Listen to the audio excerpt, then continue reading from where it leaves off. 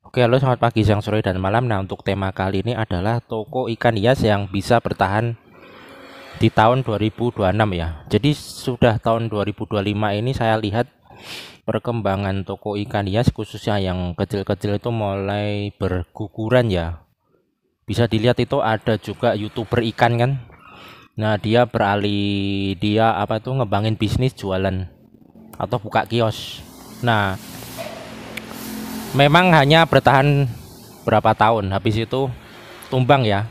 Bahkan ada yang sampai pergi ke luar negeri untuk bekerja, ada juga yang bangkrut sampai menjual YouTube-nya mungkin karena dia terlibat pinjol ataupun terjerumus ke judol juga ada juga. Jadi memang untuk usaha ikan hias ini ngeri-ngeri sedap ya. Jadi memang kelihatan gampang ya, cuma masukin ikan, kasih makan. Nah, masalahnya binatang ini, dia ini adalah makhluk hidup ya.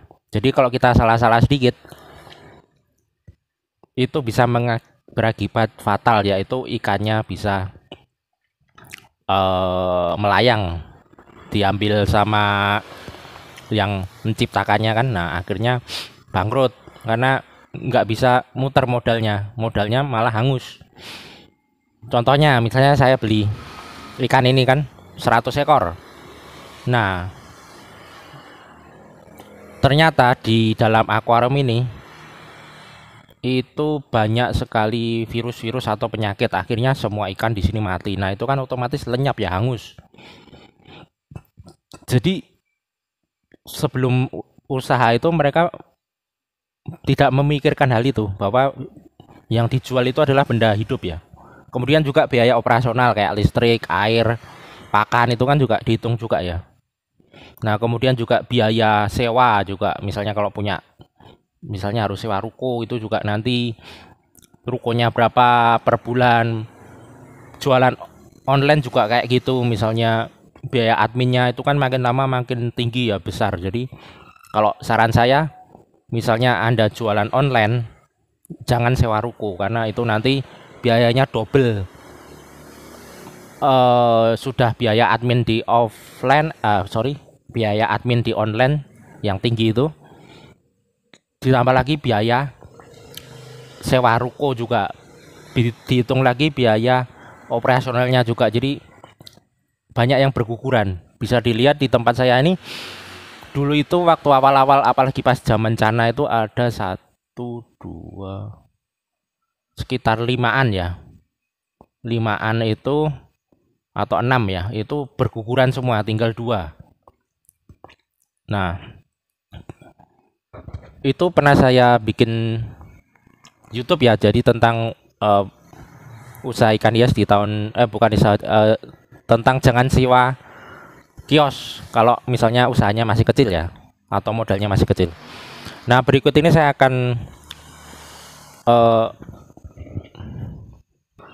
saya akan sebutkan kira-kira atau semacam prediksi aja ya. Jadi belum tentu terjadi di kenyataan.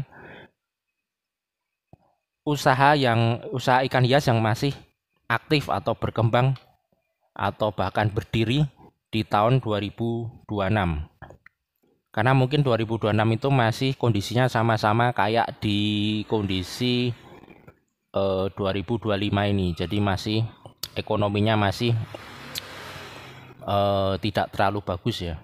Jadi kan konon katanya kan negara ini atau dunia ini kan sedang dibawa untuk menuju Great Reset di tahun 2030 ya. Itu nggak tahu kayak apa. Banyak sekali ekonom atau YouTube ekonom yang membahas itu. Silakan dicek sendiri aja, itu judulnya The Great Reset 2030, itu banyak sekali. Nah, sebagai pelaku usaha kecil atau mikro, kita harus persiapan hal itu ya, atau berjaga-jaga. Nah, berikut ini adalah kemungkinan kios ikan hias yang bisa bertahan di tahun 2026. Jadi yang pertama itu modalnya besar ya, jadi pasti itu yang modalnya besar itu akan bertahan kalau menurut saya. Karena apa? Karena untuk membuka usaha ikan hias itu bukan atau tidak bisa memakai modal yang kecil kalau ingin berkembang ya. Karena banyak sekali hal-hal yang harus kita beli. Misalnya ini ikan. Ikan kan ada banyak jenis ya, ndak mungkin kita hanya menyetok satu jenis ikan saja. Pasti ada ikan ini, ikan misalnya kalau aquascape ya ada ikan neon tetra, cardinal tetra, ikan danio, ikan neon api, neon black neon, kemudian sepat mutiara, bla bla bla. Pokoknya banyak banget.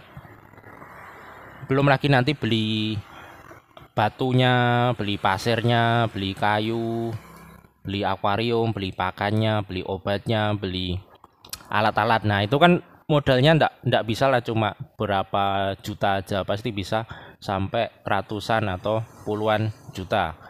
Nah, otomatis untuk yang modalnya kecil itu akan kelabakan, bisa terjerumus ke pinjol-pinjol ataupun utang-utang yang bunganya besar. Nah, otomatis itu juga sangat mengerikan, apalagi ketika kita menyetok benda hidup seperti ini. Kita belinya pakai utang misalnya, taunya ikannya mati. Nah, kan nggak bisa ngelunasi utang kan. Jadi malah nanti akan pusing menutupi apa ya? Menutupi kerugian itu dengan nanti ngutang lagi, akhirnya malah bangkrut. Dan bukannya tokonya berkembang, malah nanti terlilit utang. Nah, jadi kalau saran saya misalnya modalnya kecil ya ndak perlu terlalu ngoyo ya. Jadi spesialis saja, spesialis di hal tertentu. Misalnya saya mencoba untuk menjual ikan gupi yang jenis mini angler misalnya. Ya, itu memang susah-susah sedap juga karena memang kurang apa ya? Peminatnya tuh masih kurang familiar dengan hal itu.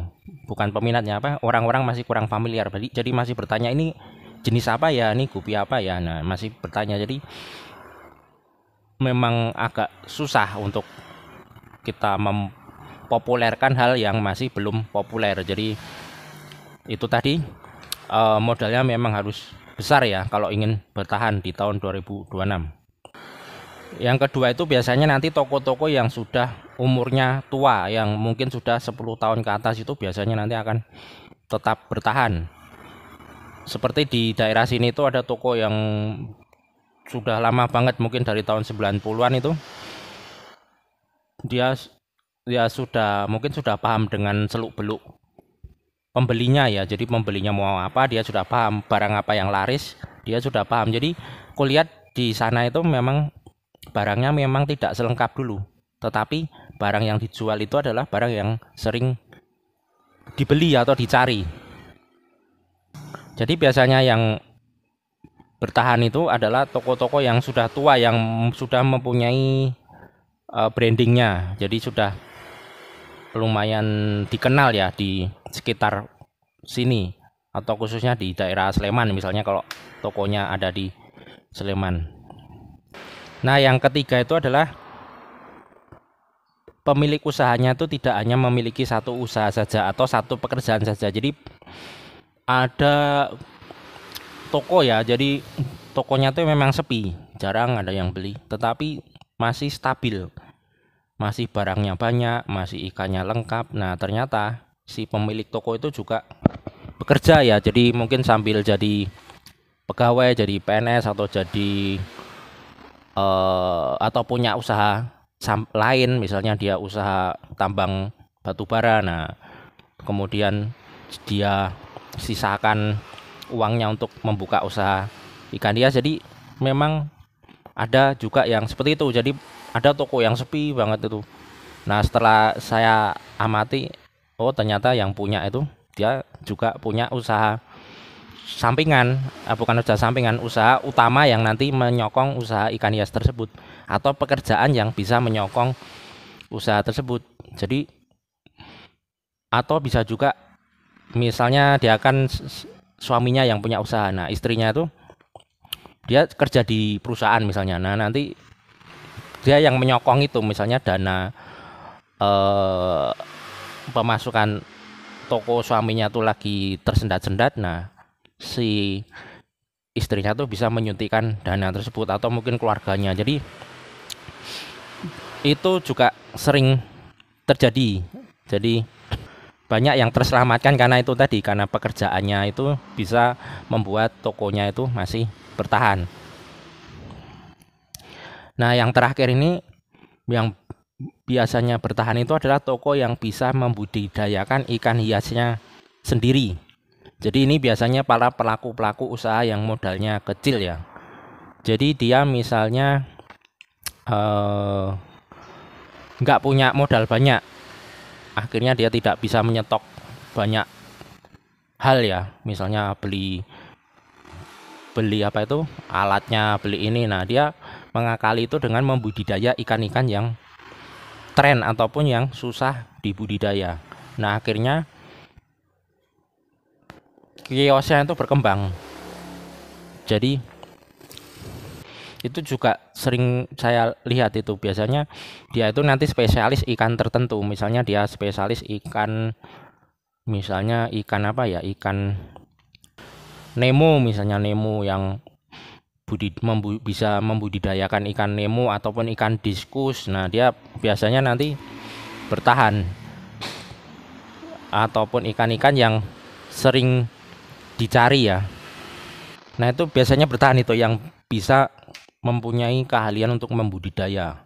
Tidak cuma ikan ya, bisa juga nanti budidaya tanaman, misalnya tanaman hias anubias, misalnya tanaman aquascape, tanaman paludarium, itu juga bisa, itu juga laku. Jadi misalnya punya keahlian itu coba dipraktekkan. Misalnya tidak punya modal untuk mengisi stok ikan atau alat-alat yang lengkap ya, coba kita beli aja indukan ikan atau indukan tanaman. Nah, kita budidaya itu nanti coba dijual-jual. Itu nanti bisa pasarnya bisa luas ya, bisa nanti kita jadi bukan tengkulak, apa tuh, supplier ya, yang menyuplai barang-barang ke toko-toko kios ikan hias ataupun langsung dikirim ke konsumennya. Jadi lebih gampang. Jadi 4 hal yang kemungkinan akan pemilik kios ikan hias itu akan bertahan ya. Karena memang ini kebutuhan hobi ya, jadi memang agak ngeri-ngeri sedap kalau kita masuk ke dunia hobi seperti ini. Karena ada juga kan itu TikToker kan dulu, kalau nggak salah dia buka kios canang, nggak salah, itu tutup, dia ganti juga, kemudian usaha lain lagi tutup juga, karena memang usaha itu memang lagi untuk tahun-tahun ini memang agak lagi suram ya. Mungkin faktornya banyak, misalnya uangnya larinya ke pinjol, ke judol, kemudian ke banyak korupsi yang masih merajalela ya, jadi belum banyak, jadi uangnya tuh belum sampai ke masyarakat, masih banyak disimpan oleh para pelaku-pelaku tersebut, yang akhirnya itu tadi di masyarakat itu mereka tidak punya banyak uang atau banyak dana untuk menyalurkan hobi. Jadi berikut ini adalah 4 hal yang kemungkinan, kesimpulannya itu 4 hal yang kemungkinan pemilik kios itu bisa bertahan. Yang pertama itu adalah punya modal yang besar. Yang kedua itu adalah tokonya itu sudah lama, kiosnya itu mungkin sudah usianya 10 tahunan ke atas. Yang ketiga itu adalah pemilik kiosnya itu kemungkinan punya usaha sampingan atau usaha utamanya maksudnya, jadi bisa menutupi kekurangan atau toko kios ikan hiasnya kiosnya sepi, atau saat boncos, atau saat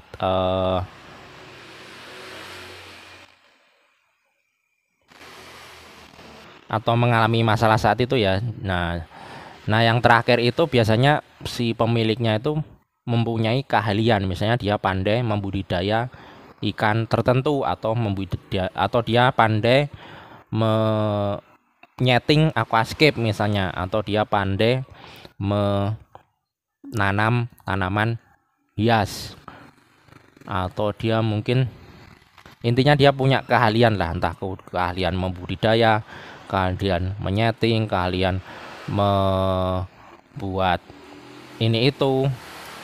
Jadi itu kemungkinan yang akan bertahan. Sementara yang biasa-biasa saja ya akan tenggelam, karena memang persaingan ini makin ketat ya, makin terseleksi nanti.